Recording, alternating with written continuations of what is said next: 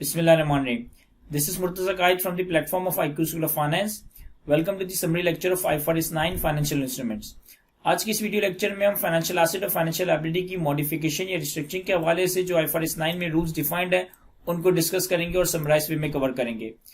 जब भी एक लेंडर या बोरोवर के दरमियान कोई लोन एग्रीमेंट कोई लोन अरेंजमेंट तय पाता है तो इस लोन एग्रीमेंट इस लोन अरेंजमेंट में ही लोन की रीपेमेंट और लोन के ऊपर जो इंटरेस्ट की पेमेंट है उससे पर्टेनिंग कुछ ना कुछ कैश फ्लोस इनिशियली एग्री होते हैं। लेंडर अपनी बुक्स में एक फाइनेंशियल एसेट डेट इन्वेस्टमेंट को रिकॉर्ड करता है, बोरोवर अपनी बुक्स में एक फाइनेंशियल लायबिलिटी को रिकॉर्ड करता है और अकॉर्डिंगली जैसे जैसे लोन का टेन्योर आगे बढ़ता रहता है तो लेंडर और बोरोवर दोनों अपनी बुक्स में रेलेवेंट अकाउंटिंग एंट्रीज को रिकॉर्ड करते रहते हैं।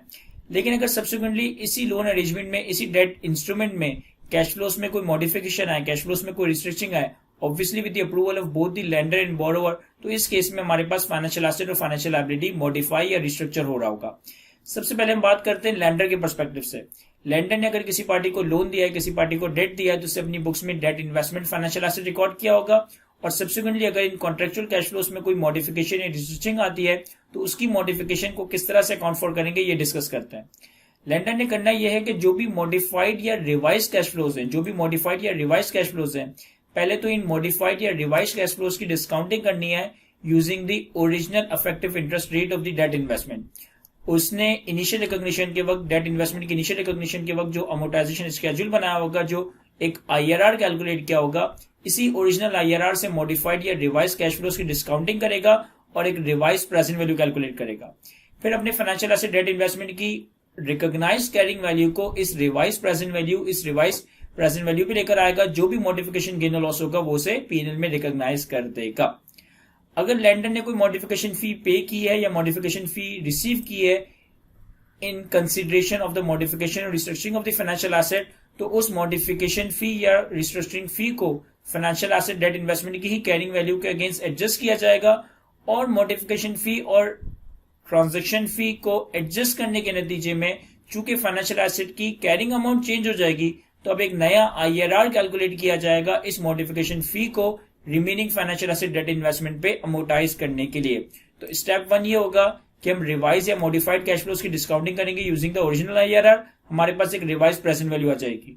हम अपने फाइनेंशियल एसेट डेट इन्वेस्टमेंट की रिकॉर्डेड रिकॉग्नाइज कैरिंग वैल्यू को इस रिवाइज प्रेजेंट वैल्यू पे लेकर आएंगे। जो भी मॉडिफिकेशन गेन और लॉस है ये पीएनएल में रिकॉर्ड होगा। अगर कोई मॉडिफिकेशन फी पे या रिसीव की है तो उसे फाइनेंशियल एसेट के अगेंस्ट ही एडजस्ट कर देंगे, नॉक ऑफ कर देंगे और फिर नई कैरिंग अमाउंट को रखकर, नए मॉडिफाइड रिवाइज कैश फ्लोस को रखकर एक नया आईआरआर कैलकुलेट किया जाएगा ताकि modification fee remaining term of the financial asset पे सिस्टमैटिकली अलोकेट हो जाए। इसी तरीके से जो बोरोवर है जिसकी पर्सपेक्टिव से फाइनेंशियल लायबिलिटी रिकॉर्डेड है, इसके लिए फाइनेंशियल लायबिलिटी की मॉडिफिकेशन या फाइनेंशियल लायबिलिटी की रिस्ट्रक्चरिंग का कॉन्सेप्ट ट्रिगर होगा। अब बोरोवर के पर्सपेक्टिव से फाइनेंशियल लायबिलिटी की मॉडिफिकेशन को किस तरह से अकाउंट फॉर करना है ये डिपेंड करता है कि either modification of financial liability with substantially different terms है या विदाउट सब्सटेंशियली डिफरेंट टर्म्स है। क्योंकि अगर फाइनेंशियल लायबिलिटी की मॉडिफिकेशन सब्सटेंशियल मॉडिफिकेशन है तो इस केस में बोरोवर अपनी बुक्स में कुछ एक्सटिंग्विशमेंट अकाउंटिंग रिकॉर्ड करेगा। लेकिन अगर फाइनेंशियल लायबिलिटी की modification restructuring not substantial modification, not substantially different terms पे है तो इस केस में हम कोई मॉडिफिकेशन अकाउंटिंग कर रहे होंगे। तो पहले तो हमें ये देखना है कि हमारी मॉडिफिकेशन सब्सटेंशियल है या नॉट सब्सटेंशियल है। इसके लिए हम करेंगे ये कि हम अपने मॉडिफाइड कैश फ्लोज की डिस्काउंटिंग करेंगे यूजिंग द ओरिजिनल आईआरआर। हम अपने फाइनेंशियल लायबिलिटी के रिवाइज या मॉडिफाइड कैश फ्लोज की डिस्काउंटिंग करेंगे यूजिंग द ओरिजिनल आईआरआर। अगर हमने कोई मॉडिफिकेशन फी पे या रिसीव की है तो वो इस रिवाइज वैल्यू में एड और लेस करेंगे और इस नंबर को कंपेयर किया जाएगा फाइनेंशियल लायबिलिटी की एग्जिस्टिंग कैरिंग अमाउंट से। इस नंबर को कंपेयर किया जाएगा फाइनेंशियल लायबिलिटी की एग्जिस्टिंग कैरिंग अमाउंट से, यानी कि जो भी फाइनेंशियल लायबिलिटी के original cash flows original IRR से डिस्काउंट होकर present value carrying value recorded है और एक मॉडिफिकेशन परसेंटेज कैलकुलेट की जाएगी। अगर तो मॉडिफिकेशन परसेंटेज 10% या उससे ज्यादा आती है तो इसका मतलब है ये modification with substantially different terms है। इस केस में हमें एक्सटिंग्विशमेंट अकाउंटिंग करनी है। और अगर मॉडिफिकेशन परसेंटेज 10% से कम आती है तो इसका मतलब है ये modification with terms that are not substantially different है और इस केस में हम मॉडिफिकेशन अकाउंटिंग कर रहे होंगे।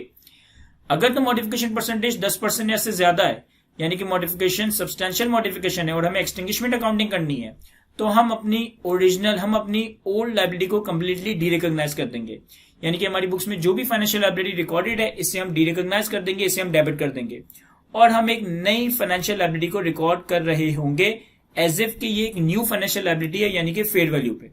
आप पुरानी फाइनेंशियल लायबिलिटी को डीरिकॉग्नाइज डेबिट कर दोगे, नई फाइनेंशियल लायबिलिटी को फेयर वैल्यू पे रिकॉग्नाइज करोगे, क्रेडिट करोगे। नई फाइनेंशियल लायबिलिटी को फेयर वैल्यू पे रिकॉग्नाइज करने का मतलब है कि हम अब मॉडिफाइड रिवाइज कैश फ्लोज की डिस्काउंटिंग करेंगे using the market interest rate, क्योंकि लायबिलिटी की फेयर वैल्यू हम डिटरमाइन करते हैं present value of future cash flows discounted eight market rate. तो हम मार्केट रेट से फ्यूचर कैश फ्लोज की डिस्काउंटिंग करके नई लायबिलिटी की नई फेयर वैल्यू कैलकुलेट करेंगे, पुरानी लायबिलिटी को डीरिकॉग्नाइज करेंगे, नई लायबिलिटी को रिकॉग्नाइज करेंगे। जो भी डिफरेंशियल गेन और लॉस आएगा ये आपका पीएनएल में रिकॉग्नाइज हो जाएगा। अगर फाइनेंशियल लायबिलिटी की मॉडिफिकेशन सब्सटेंशियल नहीं है और इस नतीजे में कोई मॉडिफिकेशन फी पे या रिसीव की गई है तो वो मॉडिफिकेशन फी आपकी डायरेक्टली पीएनएल में रिकॉग्नाइज हो जाएगी। लेकिन अगर मॉडिफिकेशन परसेंटेज 10% से कम है, यानी कि मॉडिफिकेशन सब्सटेंशियल मॉडिफिकेशन नहीं है और इस केस में हमें मॉडिफिकेशन अकाउंटिंग करनी है, तो यहां हम अपनी पुरानी लायबिलिटी को डीरिकॉग्नाइज नहीं करेंगे, बल्कि करेंगे ये कि जो भी रिवाइज या मॉडिफाइड न्यू कैश फ्लोज हैं उन रिवाइज या मॉडिफाइड कैश फ्लोज की डिस्काउंटिंग करेंगे using the original effective interest rate, using the original IRR of the financial liability. और हम फिर अपनी एग्जिस्टिंग लायबिलिटी को, हमारी जो ओरिजिनल लायबिलिटी की कैरिंग वैल्यू रिकॉर्डेड है, इस कैरिंग वैल्यू को रिवाइज प्रेजेंट वैल्यू पे लेकर आएंगे। जो भी डिफरेंशियल मॉडिफिकेशन गेन और लॉस आएगा ये आपका पीएनएल में रिकॉग्नाइज हो जाएगा। मॉडिफिकेशन अकाउंटिंग में मोर और लेस मैं वही काम कर रहा हूं जो मैं फाइनेंशियल एसेट की मॉडिफिकेशन में करता हूं कि मैं रिवाइज कैश फ्लोज की डिस्काउंटिंग करूंगा यूजिंग द ओरिजिनल आईआरआर, एक रिवाइज प्रेजेंट वैल्यू कैलकुलेट कर लूंगा, अपनी ऑलरेडी रिकॉग्नाइज फाइनेंशियल लायबिलिटी की कैरिंग वैल्यू को इस रिवाइज प्रेजेंट वैल्यू पे लेकर आऊंगा। जो भी मॉडिफिकेशन गेन और लॉस होगा वो पीएनएल में रिकॉग्नाइज हो जाएगा।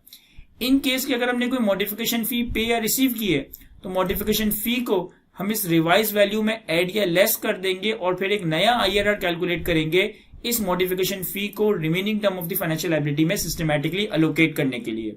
यानी कि स्टेप 1 ये होगा कि पहले मॉडिफाइड या रिवाइज कैश फ्लोज की डिस्काउंटिंग की जाएगी ओरिजिनल आईआरआर से एक रिवाइज प्रेजेंट वैल्यू कैलकुलेट करने के लिए। फिर एग्जिस्टिंग लायबिलिटी को इस रिवाइज प्रेजेंट वैल्यू पे लेकर आ रहे होंगे, जो भी मॉडिफिकेशन गेन लॉस होगा वो पीएनएल में रिकॉर्ड हो जाएगा। और फिर जो मॉडिफिकेशन फी पे या रिसीव कर रहे हैं उसे फाइनेंशियल लायबिलिटी से एडजस्ट कर देंगे और चूंकि इस एडजस्टमेंट के बाद फाइनेंशियल लायबिलिटी की कैरिंग वैल्यू चेंज हो जाएगी तो हमें एक नया आईआरआर कैलकुलेट करना होगा इस मॉडिफिकेशन फी को remaining term of the financial liability पे सिस्टमैटिकली अलोकेट करने के लिए। तो ये हमारे पास एक छोटा सा कॉन्सेप्ट था फाइनेंशियल एसेट और फाइनेंशियल लायबिलिटी की मॉडिफिकेशन के हवाले से। आज के लेक्चर को यहीं तक रखते हैं। Thank you, Allah Hafiz.